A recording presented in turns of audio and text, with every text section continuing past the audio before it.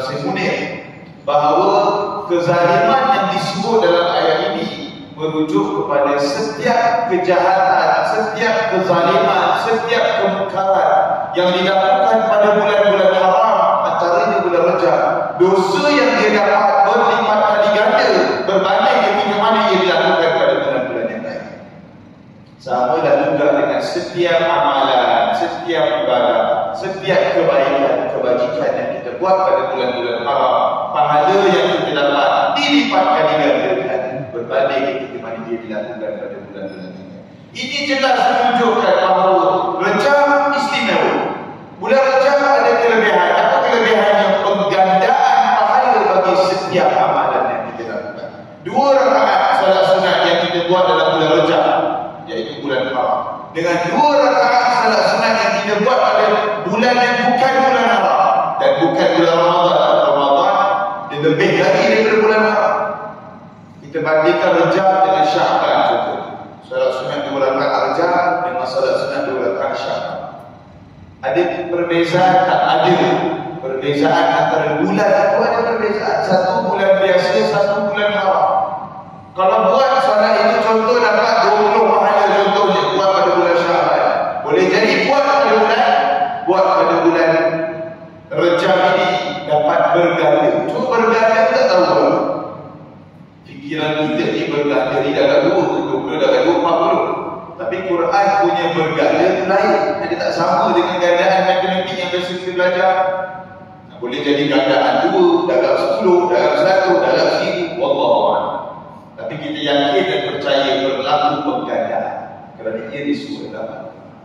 Jadi selari dengan tahun baru Masihi, untuk kita gandakan, untuk kita tambahkan amalan ibadah kita, selari juga dengan bulan Rajab, untuk kita gandakan amalan ibadah kita, itu menjadi satu motivasi dalam diri kita untuk tambahkan ibadah kita, tambahkan amalan kita. Kalau rasa kurang berjemaah dalam solat fardu, banyakkan berjemaah. Kalau solat sunat rasa malam-malam nak buat, pastikan bulan ini mula rajin untuk kita buat. Datangnya doa Allahumma barik lana fi Rajab wa Sya'ban wa ballighna Ramadan. Sebenarnya doa ni fokus dia pada Ramadan, fokus utama dia pada Ramadan. Tapi kenapa disebut Rajab dan Sya'ban? Berkatilah kami pada Rajab dan Sya'ban kerana kita memohon keberkatan. Keberkatan ini banyak maksud. Dipanjangkan umur, diberi kesihatan yang baik, memberi kekuatan untuk amalan pada Rajab dan Sya'ban. Tapi fokus utama adalah Ramadan. Itu fokus utama. Jadi sebab itulah para ulama menyarankan jadikan bulan Rajab dan Sya'ban bulan training, bulan latihan. Kan? Kalau rasa jarang berpuasa, dah kena mula latih diri berpuasa. Kalau last kita puasa tak Ramadan tak apa contoh, setahun kan? Kan? Bila diri kita ni tak rajin berpuasa sunat, dan bila masuk Ramadan, badan kita dia akan culture shock, dia akan kejutan budaya. Kan? Kita dah sahur dah pukul 5 pagi, 8.30 pagi, 9 pagi, dia akan berbunyi lah perut, minta nasi lemak yang biasa kita makan hari ni. Kan? 1 tengah hari bunyi dah, minta nasi kandar yang biasa kita makan tengah hari. Timing tu dah terlalu biasa, jadi perut kita pun dah detect lah. Jadi bila dah biasa berpuasa, perut kita akan terbiasa dengan keadaan tersebut. Jadi sebab itulah latihan training ni amat penting. Masuk Ramadan kita nak kulur sejuzuk sehari. Jadi daripada sekarang kita mula baca dah 2 muka sehari, 3 muka sehari. Jadi gunakan ruang yang ada ini, ruangan yang ada ini untuk kekal bersemangat dalam kita nak menambahkan amalan kita selari dengan masuk tahun baru, dan minggu lalu juga masuknya bulan baru, bulan Rajab. Ini baru permulaan. Lepas ni kita ada bulan Sya'ban dan akhirnya bulan Ramadan. Baru masuk bulan Sya'ban dan baru masuk bulan Rajab dan keluar lalu raya. Belum apa-apa lagi dah keluar lalu raya. Punya semangat. Aidil Fitri tu menjangkaui semua benda. Jadi nak bagi tahu, semangat raya tinggi, semangat Ramadan tak berapa nak tinggi sangat. Jadi kita nak kena tukar sikit. Biar semangat Aidil Fitri ditukar kepada dekat Ramadan. Kan? Sebab itulah saya respect betul. Dan orang yang mampu ambil cuti untuk untuk 10 malam terakhir Ramadan. Kalau kerja bahagian swasta ni kita ada mandatory leave, mandate kita bagi. Kan? Ada setengah pekerja ni kan, nampak ibadah ni biasa-biasa je kan. Kadang-kadang datang masjid, kadang-kadang tak datang masjid. Tapi mandatory leave dia ambil untuk 10 malam yang terakhir. Ini hebat. Kebiasaannya orang ambil mandatory leave, cuti seminggu dalam setahun. Ini memang wajib untuk diambil di swasta lah, secara khususnya. Biasanya ambil untuk tahun nak berjalan family kan, jalan-jalan nak baby stress dan sebagainya. Tapi dia gunakan cuti untuk ibadah. Ini satu orang yang amat hebat. Ini antara benda yang mungkin kita boleh buat penambahbaikan. Contoh 10 malam terakhir tak ada gangguan kerja, tak ada. Aku nak fokus untuk ibadah amalan yang sebagainya. Hebat orang-orang yang tadi tak semua, tapi kadang-kadang biasa je tengok, tapi dia mampu untuk mengambil cuti untuk beribadah 10 malam terakhir target nak iktikaf kat mana-mana masjid. Hebat. Dah mula letak ke azman kan, aku nak solat kat mana, kayak modal aku nak buat kat mana. Kalau malam nak letak satu masjid, target beberapa masjid yang ada. Yang ada setengah orang mungkin dia bosan satu masjid, kan dia suka merantau. Jadi kita pula asalkan kita hidupkan diri kita dengan amalan dan jadi itu secara mukadimah. Kita masuk perbincangan kita, iaitu masih lagi dalam ayat yang ke-7. Ayat yang ke-7 surah Fatihah. Kita dalam perbincangan tentang ciri-ciri orang-orang Yahudi. Kan, ciri orang Yahudi. Bila kita baca surah Fatihah ayat ke-7, Siratal ladzina an'amta 'alaihim ghairil maghdubi 'alaihim waladdallin. Allah menceritakan tentang 3 golongan. Golongan yang pertama adalah golongan beriman, kan? Golongan yang Allah beri nikmat kepada mereka. Golongan beriman ini umumnya disebut dalam ayat minal nabiyyin was-siddiqin wasyuhada was-shalihin. Itu secara umum. Golongan yang Allah bagi nikmat itu 4 golongan. Golongan para nabi, para siddiqin, iaitu yang para pencipta kebenaran ataupun para wali, syuhada dan juga orang-orang saleh. Kemudian ciri-cirinya diceritakan dalam 5 ayat pertama surah Al-Imran, surah Al-Baqarah. Kan ayat yang 7 Fatihah, lepasnya surah Baqarah kan. Alif lam mim dzalikal kitabu la raiba fihi kan. Jadi 5 ayat pertama surah Al-Baqarah itu sebenarnya menceritakan 9 ciri-ciri orang-orang beriman. Jadi pecahan ada 2, satu golongan, 4 golongan, satu lagi ciri-ciri, 9 ciri yang disebut dalam surah Al-Baqarah yang telah kita bincang sebelum ini. Kemudian datang golongan yang kedua, Al-Maghdub, iaitu golongan yang dimurkai oleh Allah.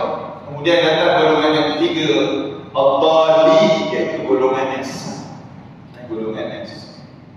Jadi kita dalam perbincangan Al-Maghdub, iaitu Al-Maghdub merupakan ciri-ciri pertama Yahudi yang disebut dalam Al-Quran. Bulan lepas kita cerita 5 ciri.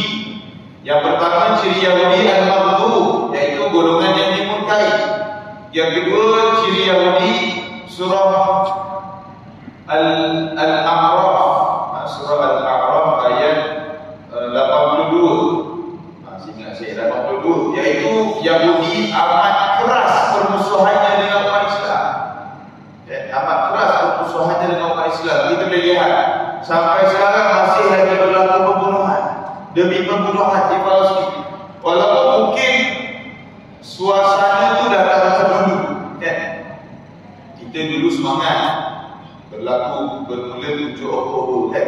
7 Oktober, 7 November, 7 Disember, 2 bulan pertama itu semangat. Masuk 7 Januari dan sampai sekarang kita dah berapa dah? 15 Januari. Jadi kita dah tak berapa dengar sangat dah cerita Palestin.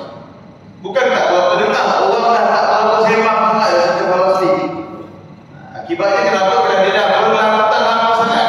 Orang dah mula jemu, orang dah mula bosan, acuh tak acuh. Kadang-kadang dia tanya dah, dia Palestin tengah perang lagi ke? Dia tengah tanya kan? Sedangkan peperangan tak pernah berakhir. Jadi nak bagi tahu inilah sebenarnya tempoh yang paling lama sebenarnya berlaku peperangan antara Hamas dan juga Palestin. Dan juga baru-baru ini orang diklaim perang kepada Yaman kan? Ya. Yaman pula orang diklaim perang. Siapa diklaim perang? Kenapa antara semua negara orang diklaim perang kepada Yaman? Israel, UK,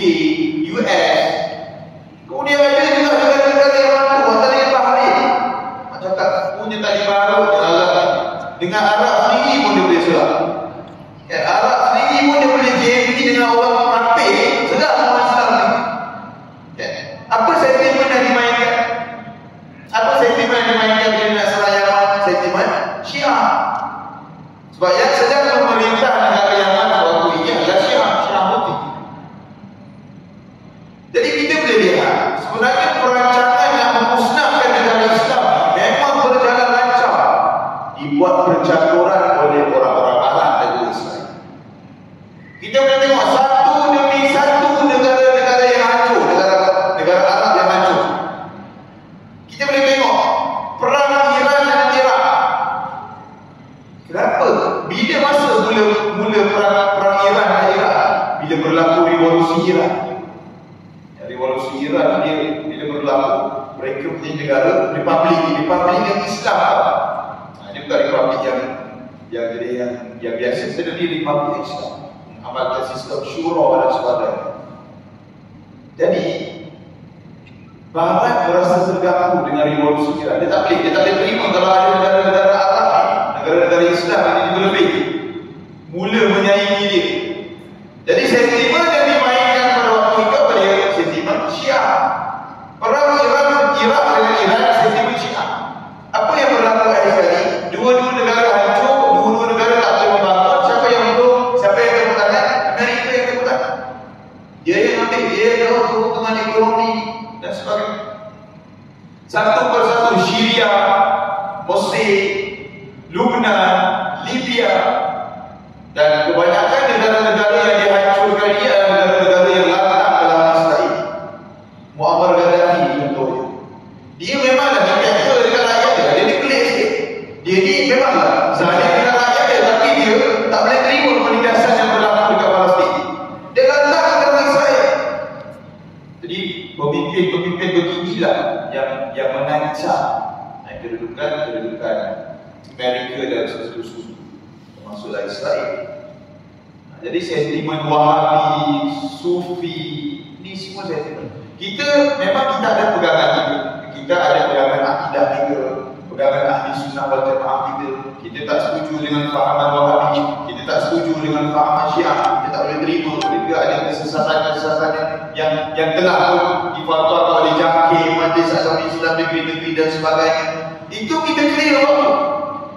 Tapi kita kena faham isu Wahabi, Syiah dan sebagainya, isu internal umat Islam, ini masalah dalaman umat Islam.